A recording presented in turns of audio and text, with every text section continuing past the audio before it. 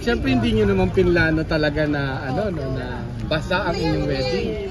Ay bakit ninyo pinilit? Matagal na po itong inaantay ng lahat. Talaga. Opo, matagal na po namin inaantay. So hindi ka na nagpapigil. Nandyan naman na din po kami. Let's do this na po, sabi namin. Ay paano yung mga bisita mo? Diba sa atin? Opo, mahal naman po nila kami. So, thank you po sa aming bisita. Sige, select the cross ka.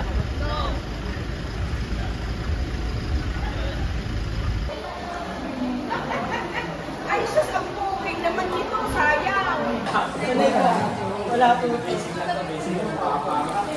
Papa. Kami kasi dito.